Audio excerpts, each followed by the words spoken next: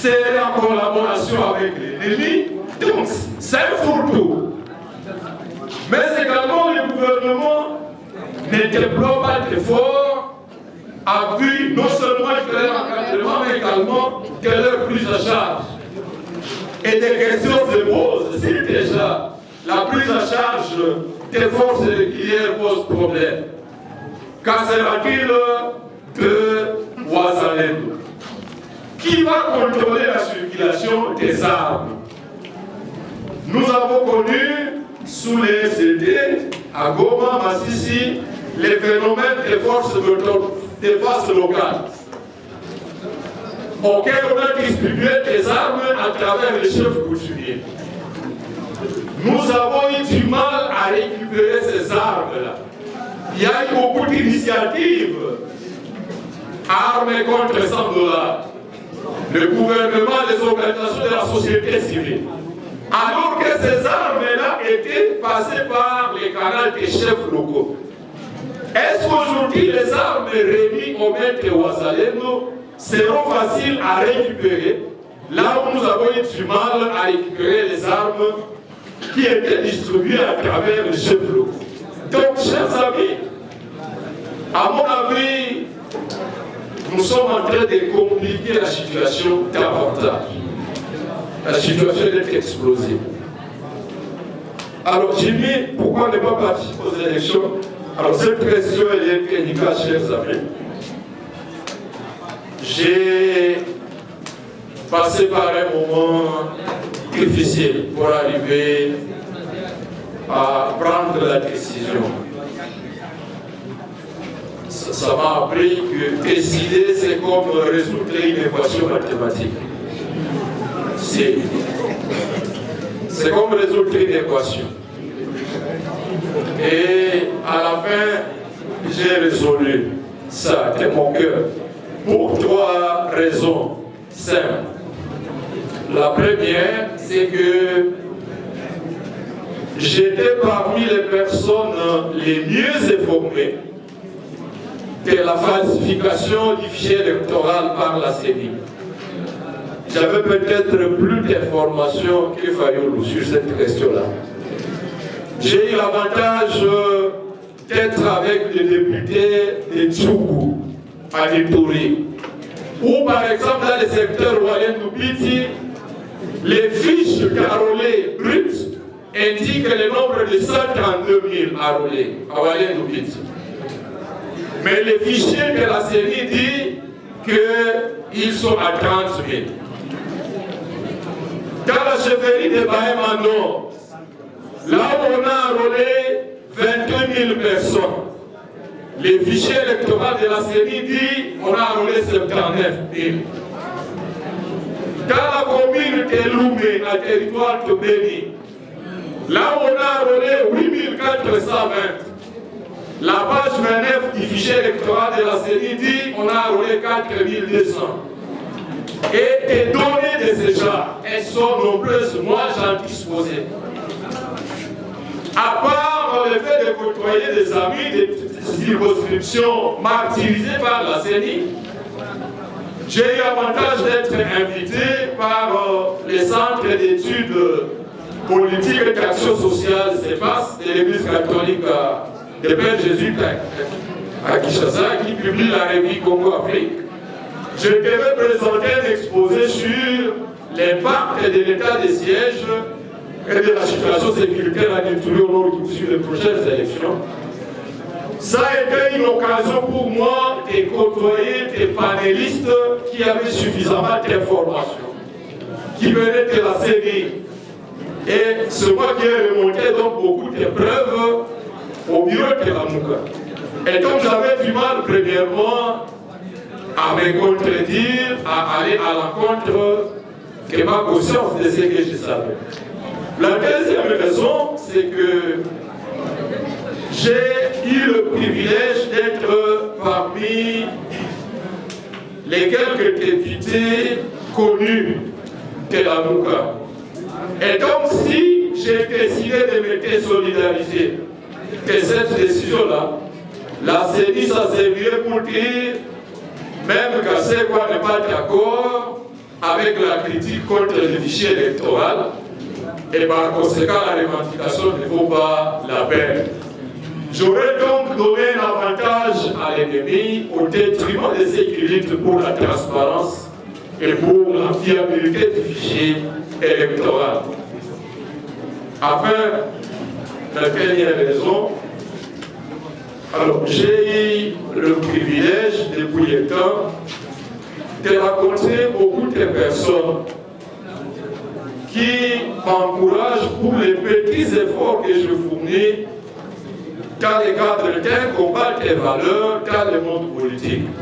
On a défini la politique comme le monde des antivaleurs, des mensonges, de la corruption, de la magouille.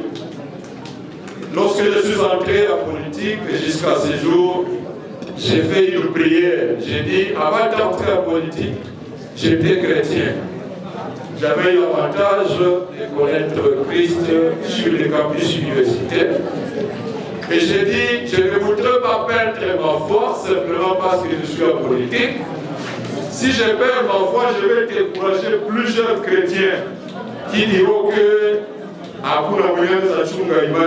politique. Donc j'ai l'obligation d'être sérieux vis-à-vis de moi-même.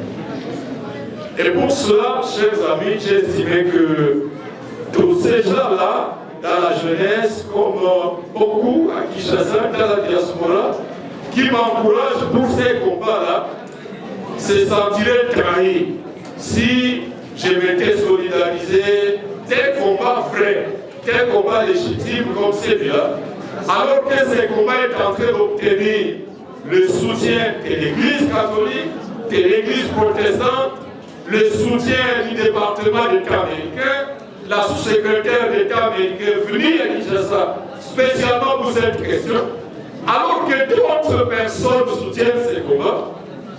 Je serai en contradiction avec ma conscience si seulement par peur de la CENI, j'ai décidé de me ranger du côté de ceux-là qui pensent profiter de la fraude. Je sais que c'est un pari risqué. Parmi les raisons qui me faisaient souffrir, je disais, je suis membre d'une communauté martyrisée, d'une communauté en proie au massacre. Et donc je n'ai pas le droit de soustraire ma modeste voix, ma bouche, du nombre de celles qui dénoncent.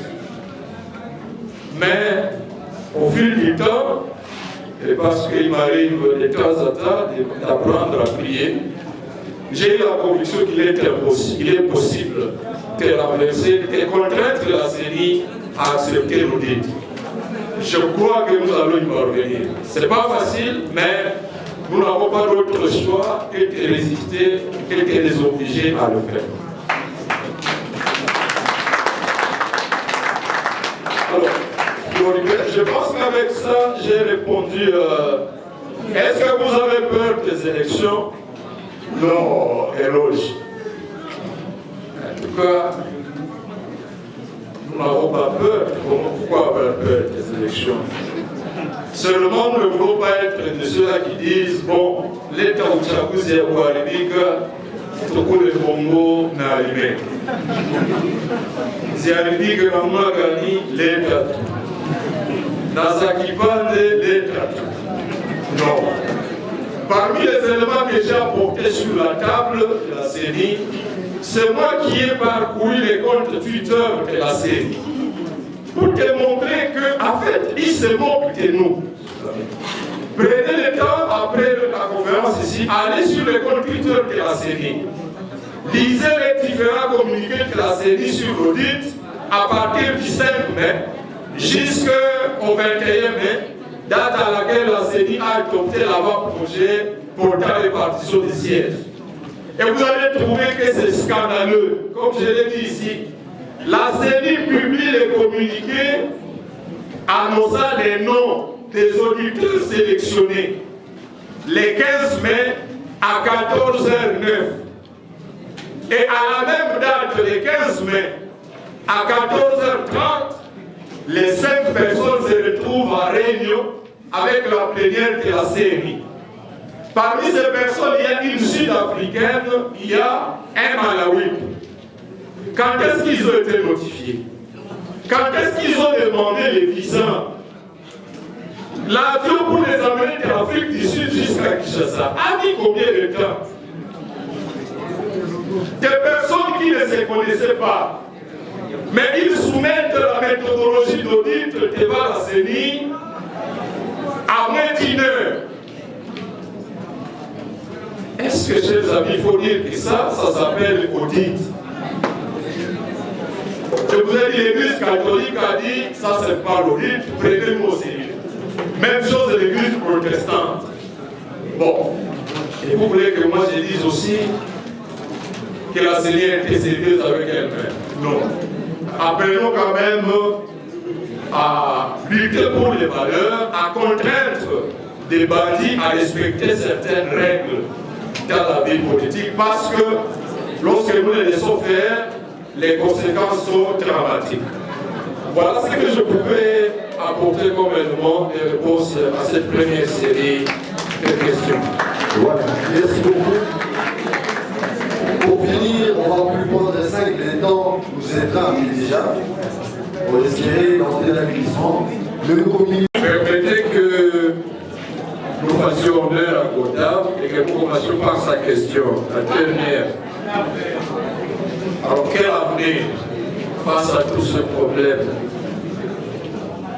Alors, tout ce que je peux dire, Godard, c'est rappeler la célèbre phrase que les pères de l'indépendance américaine ont écrite sur un monument à New York.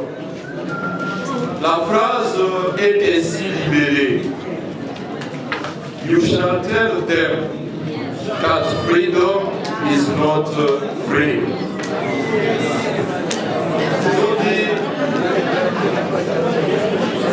Vous direz à nos petits-fils, arrière-petits-fils, arrière-arrière-petits-fils, que la liberté n'est pas gratuite. La souveraineté du peuple, ce n'est pas un gâteau que les dirigeants pourront nous apporter un jour sur un plan. Non. Freedom is not free. La Bible dit que celui qui ne travaille pas ne mange pas non plus. Et moi je transphrase en disant que celui qui ne lutte pas ne pleure pas non plus. Donc pour avoir des élections crédibles, transparentes, ça ne sera pas un cadeau. Pour arracher l'autonomie de nos provinces,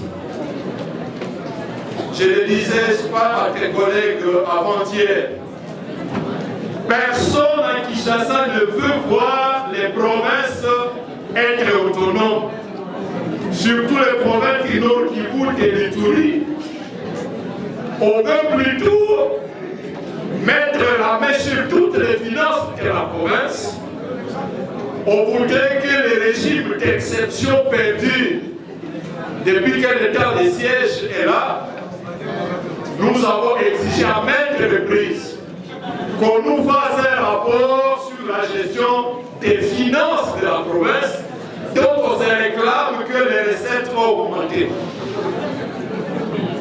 Mais ces finances sont partagées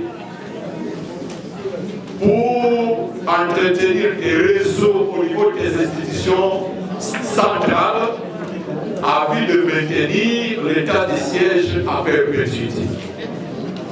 La table ronde pour le vœu d'état de siège commence le lundi, mais il n'est pas exclu que vous trouviez des personnes qui auront été corrompues par l'argent des contribuables du Nord Kivu pour qu'ils défendent le maintien de l'état de siège ou pour qu'ils défendent ce qu'ils appellent la nomination des commissaires spéciaux. Donc Kinshasa n'a jamais voulu de l'autonomie des provinces et ne le voudra jamais. Cette autonomie-là, nous l'arracherons par la lutte. Donc quel avenir? L'avenir sera le résultat de notre lutte. Alors, nous avons eu le temps pour l'empêcher. C'est vrai, depuis que le processus a commencé, nous n'avons cessé de sonner l'alerte, de sensibiliser. Mais la lutte non violente, c'est comme de la mayonnaise, n'est-ce pas? Vous faites le mélange pendant beaucoup de temps, et à un moment donné, la mayonnaise va prendre. Ça prend du temps, il faut être patient. À un moment donné, et moi j'avais l'espoir avec la dynamique actuelle, si l'église protestante et l'église catholique mettent leurs menaces en exécution. J'ai vu les évêques de l'église catholique des États-Unis ont adressé une lettre au secrétaire d'État américain au sujet du processus électoral en cours au Congo et des menaces qui sont proférées à l'endroit des évêques. Si donc l'église catholique met demain sa menace à exécution pour ne pas déployer des observateurs électoraux, quelle sera la transparence d'un processus électoral sans les observateurs des églises? Si l'on met à exécution, pour nous déjà, le samedi prochain, en tout cas nous serons en manifestation pacifique à Kinshasa, donc nous faisons notre part. D'autres forces vont s'y joindre et avec l'aide de Dieu, nous allons abaisser la vapeur. Alors, Tamassi dit des questions posées à bien Mercier. Spoliation de parcelles, quel État? J'ai fait une interpellation à la plénière de l'Assemblée, je crois au mois de mai. Autour de cette question, je faisais le monitoring qu'en ville de Goma, nous avions 27 parcelles de l'État déjà spoliées, bien que pendant l'état de siège. Alors, le président de l'Assemblée a demandé que les caucus de l'Assemblée aillent le rencontrer, lui faire rapport. Nous sommes partis rencontrer Jean-Pierre Bemba, qui a appelé le gouverneur militaire pour qu'il arrête la démolition du terrain du foyer social de Goma, qu'il démolisse les bâtiments, les immeubles qui avaient été érigés au niveau de la plage dite Kamouchanga à Goma. Donc, mais ça ne produit pas, il s'inquiète, il y a une mafia. J'ai personnellement adressé une question avec débat à Jean-Pierre Bemba pour demander pourquoi il s'interdisait d'exercer son pouvoir de contrôle des sanctions sur le gouverneur militaire. J'ai fini par comprendre qu'il y avait des deals et que pour quelle raison il avouait le gouverneur militaire devenait intouchable parce qu'il était protégé des intérêts. Raison pour laquelle, chers amis, personnellement, je plaide pour la fin des régimes d'exception. Que les assemblées provinciales reprennent leurs prérogatives. Je connais les limites des collègues, députés provinciaux et autres, comme nos limites des députés nationaux. Mais le rétablissement de l'Assemblée provinciale, c'est le moindre mal. Plutôt que d'avoir des commissaires spéciaux, des gouverneurs militaires qui sont là à la solde des Kinshasa. Si nous avons des députés provinciaux qui reprennent leurs prérogatives, nous pouvons même avoir l'avantage. Dans les cas où les élections n'étaient pas organisées à Massissi et à Djour, après les élections du 20 décembre 2023, cette assemblée provinciale va rester en fonction jusqu'à ce que les élections de Massissi et de Djour soient organisées et que la nouvelle assemblée issue des élections soit installée. Mais si par contre Massissi et Djour ne sont pas associés aux élections et que l'assemblée provinciale actuelle n'est pas autorisée à reprendre ses fonctions, après les élections, Kinshasa aura un motif tout fait pour maintenir soit l'état de siège ou nous maintenir dans un régime que c'est qu'ils appellent commissaire, un régime qui n'a aucun fondement constitutionnel. Donc en définitive, je pense que nous allons faire à partir du lundi, c'est d'obtenir la levée de l'état de siège et que vous qui avez élu les députés provinciaux, vous les convoquez pour les interpeller, pour les reprocher ceci ou cela, pour leur donner des lignes de conduite. Faudra-t-il que tout va dépendre de vous? Vous pouvez leur imposer d'élire un nouveau gouverneur. Vous pouvez leur demander de soumettre des initiatives de contrôle contre les gouverneurs qui auraient été élus. Mais la tâche n'est pas facile. Dès que le nouveau gouverneur reprend les fonctions, à plus du contrôle parlementaire, je pense qu'il aura besoin du soutien de tous parce que les bilans de l'état des sièges, il est tellement négatif que les nouvelles autorités provinciales auront un morceau dit pour résoudre les conflits fonciers, des conflits judiciaires, beaucoup de conflits qui ont été créés par les autorités militaires provinciales. On n'a pas de choix et surtout que la situation sécuritaire pendant l'état des sièges s'est détériorée que la situation sécuritaire avant l'état des sièges. Donc il n'y a aucune raison de justifier que cet état des sièges soit maintenu. Mais tel qu'il sera levé, bon, nous n'avons pas d'autre choix que de reprendre notre courage à main pour reconstruire la province qui est la nôtre. Merci.